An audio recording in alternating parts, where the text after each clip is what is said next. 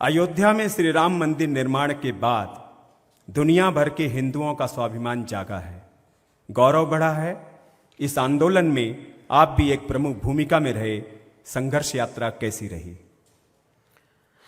देखिए, बहुत ही एक दुर्लभ यात्रा रही।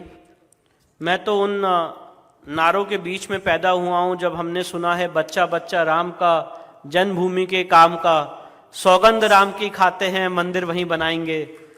ये इन सब नारों के बीच में मैंने इस पूरे आंदोलन को देखा है और किस तरह से विश्व हिंदू परिषद ने, राष्ट्रीय स्वयंसेवक संघ ने, माननीय अशोक सिंघल साहब ने किस तरह से इसमें बलिदान दिया है, किस तरह से कितने लोगों ने अपने प्राणों की आहुति दी है, किस तरह से वो बर्बरतापूर्ण दिन, मुझे याद है जब निहत्थे कारसेवकों पे गोली चलवा दी गई थी, धर्मशालाओं को भर दिया गया था। वो दिन सोच के कभी कल्पना नहीं की थी कि 22 जनवरी 2024 का दिन भी देखने को मिलेगा। और मैं ऐसा मानता हूं कि 22 जनवरी 2024 का दिन हम सारे लोगों के लिए, मतलब इस देश में बहुत बड़े से बड़े इवेंट हुए होंगे, बहुत बड़े से बड़े आयोजन हुए होंगे, पर मैं आपको ये कहना चाहता हूं अपने छोटे से अनुभव से कि 22 जनवरी 2024 जैसा दिन मैंने तो बहुत कभी ना ऐसा महसूस किया है। और वहां पे जितने लोग थे और बाहर भी जितने लोग थे, उन्होंने, मुझे लगता है, ऐसी कभी कल्पना नहीं की थी कि इस तरह की अनुभूति उन्हें प्राप्त होगी जब वो एक सेकंड से भी कम का समय था, जब हमारे ईश्वर, हमारे आराध्य की प्राण प्रतिष्ठा होनी थी। तो एक अलग रोमांच उस पूरे परिसर में और इस पूरे देश में गूंज रहा था। ऐसी चीजें हमने महसूस की। तो मुझे लगता है राम मंदिर का जो ये पूरा अनुभव रहा है, इसने हम लोगों को बहुत सिखाया। और ये बड़ा एक यूनिक केस रहा जहां पे हिंदू वकीलों ने इस्लामिक ग्रंथ, कुरान, हदीस, बाबरनामा का अध्ययन किया उनको कंट्राडिक्ट करने के लिए, और जो बाबरी मस्जिद एक्शन कमेटी और यूपी सुन्नी सेंट्रल वक्फ बोर्ड के वकील थे, उन्होंने रामायण, अयोध्या, महात्म, इन सारे ग्रंथों का अध्ययन किया हमें कंट्राडिक्ट करने के लिए। तो एक अपने आप में बड़ा यूनिक केस है। और इसमें जो legal preposition honourable supreme court ने प्रपाउंड किए हैं, वो बड़े एक इंपॉर्टेंट फैक्टर हैं जो आगे आने वाले इस तरह के लड़ाइयों को, इस तरह के डिस्प्यूट्स को दिशा और दशा प्रोवाइड करेंगे। जैसे मैंने आपको बताया कि मंदिर तोड़ने से देवता का अस्तित्व समाप्त नहीं होता है, इसी तरह से मैं यहाँ पे बड़ी इंपॉर्टेंट बात आपको बताना चाहता हूँ। और ये राम मंदिर के जजमेंट में भी सुप्रीम कोर्ट ने मेंशन की है। हमारे यहाँ पे हमारे सिख भाई यहाँ बैठे हुए हैं। हम लोग यहाँ पे बात करते हैं कि हर एक धर्म समान है, एवरी रिलीजन इज इक्वल। अब ये सबसे बड़ा एक झूठ है और उसका जीता जागता उदाहरण मैं आपको बताता हूं। पहली बात, हर एक धर्म और रिलीजन दोनों वर्ड्स अलग अलग हैं।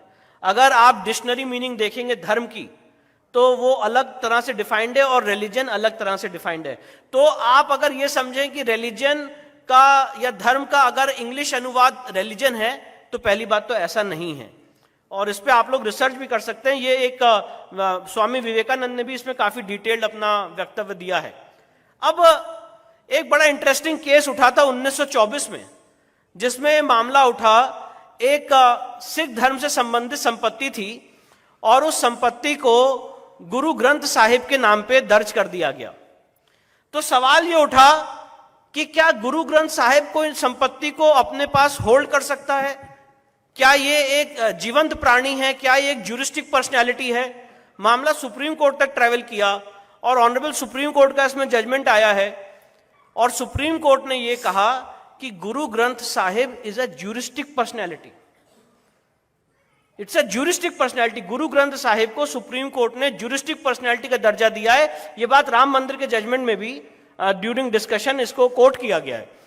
तो मैं बताना चाहता हूं कि फंडामेंटली कॉन्सेप्ट जो है हर एक रिलीजन का, अगर उसका अनुवाद मान भी लें, हर एक रिलीजन का अलग है। और ये सबसे बड़ा झूठ है कि सारे धर्म बराबर हैं। और जब आपने आर्टिकल 25 के तहत मुझे अधिकार दिया है मानने का कि मेरा धर्म सुप्रीम है, तो कोई भी और दूसरे धर्म का व्यक्ति ये नहीं कह सकता है कि सारे रिलीजन इक्वल हैं। सिर्फ और सिर्फ मैं ये मानता हूं कि मेरे जो भगवान कृष्ण ने रास्ता दिखाया वो सुप्रीम रास्ता है। बाकी धर्म के लोग अपना, बाकी रिलीजन के लोग अपना मान सकते हैं। इसलिए मुझे ऐसा लगता है कि राम मंदिर का जो जजमेंट है, मैंने इसमें सुप्रीम कोर्ट में एक एप्लीकेशन भी दी थी कि इस जजमेंट को सरल भाषा में उपलब्ध कराया जाए लोगों को, और इसके लिए इसका हिंदी अनुवाद भी किया जाए। वो एप्लीकेशन पेंडिंग है।